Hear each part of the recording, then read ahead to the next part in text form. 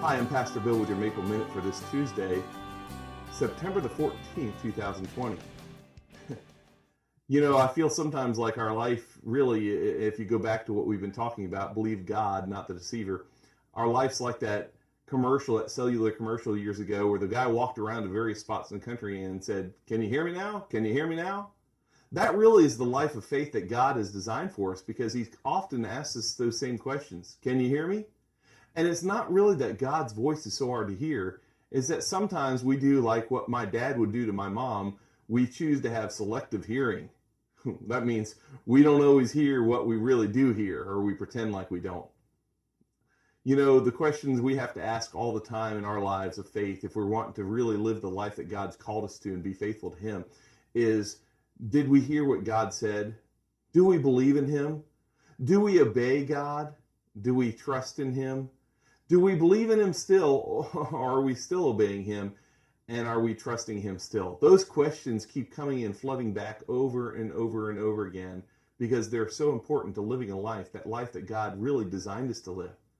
You see, once again, we often tune God out because it's more comfortable to do what we want than it is to listen to God. We revert back to what we said before. We want the ultimate control of our lives. That wasn't true for a guy named Bill Bright. If you don't know who Bill Bright was one of the greatest faith men of our generation. He was the founder of Campus Crusade for Christ, which is actually now called Cru. Years ago, in his headquarters, when it was still located out in California, Bill Bright used to have a very small plaque on his desk with a simple inscription that said this: "I'm no grasshopper." If you didn't know, this comes from the story of the 12 spies who were sent by Moses to check out the land of Canaan, the promised land. When they returned after 40 days of inspection and gave the report to the rest of Israel, 10 of the 12 men said this: "We can't attack those people. They're stronger than we are. The land we explored devours those living in it. All the people we saw there are of great size. We seemed like," there it is, "grasshoppers in our own eyes." Notice what he said, "in our own eyes, and we look the same to them." I think that's the problem so often, and that's what Bill Bright's plaque really wanted us to understand. I'm no grasshopper. You see, it wasn't necessarily that they were saying what the other people thought of him. If you read what it says, "We seem like grasshoppers in our own eyes." But that wasn't true of two men of faith, guys named Joshua and Caleb, the good two. They offered a much different assessment of the conditions. They said this: "We should go up and take possession of the land, for we can certainly do it." And the reason they believed that wasn't necessarily because they were supermen, they were strong. They were living a life of faith. They were connected to God. They had been passing their faith hearing tests all the time. You think about Bill Bright. Bill Bright didn't have a grasshopper mentality. It wasn't because he thought so much of himself, though. He would have gladly joined the company of Joshua and Caleb that day, because Bill Bright was a man whose life of faith challenges us to believe in God. And believe God not just a little, but probably what we would say, he would encourage us to believe God too much rather than too little. On the other hand, though, there's so many people today who would be described by the well-known words of Henry David Thoreau when he made the statement, "The mass of men lead quiet lives of desperation." That's probably pretty much true of most people that you know, even people who go to church on a regular basis. This could have been said of Joshua and Caleb's colleagues because they were weak-hearted, or I should say weak faith. Their hearing wasn't very well, or wasn't very good when it came down to their hearing God and his instructions. I have to wonder, too, if it doesn't apply to many 21st century Christ followers.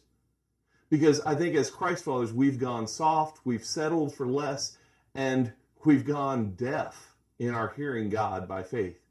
You see, it's so much easier to do nothing than it is to do something. I want you to know, though, faith doesn't take a census and doesn't ask for popular opinion. That's what the group of Israelites did, and they made a mistake here. See, it doesn't matter in God's eyes whether we're joined by many or by few. See, God in our life of faith is the difference maker.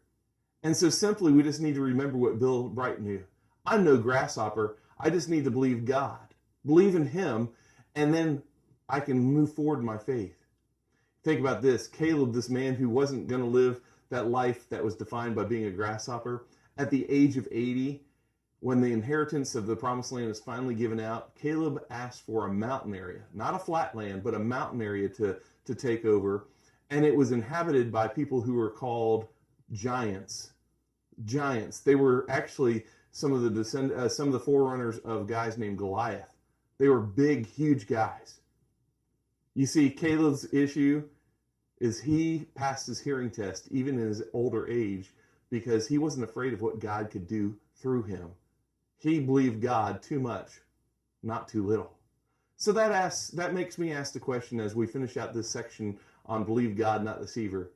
Do you believe God too much or too little? I almost sort of want to throw in the three bears, the story of Goldilocks and the three bears. I think we all try and get into that is just right mode, but that's not really where God wants us to live, is it? God wants us to trust Him too much, not too little.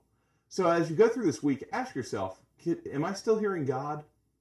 Am I obeying God? Am I even listening to God? What am I doing to make sure I can hear God's voice? You won't hear God if you don't open His Word. You won't hear God if you're not involved in prayer and Bible study. You won't hear Him because that's His mode for speaking to you. So take time this week and trust God, not a little, but maybe too much.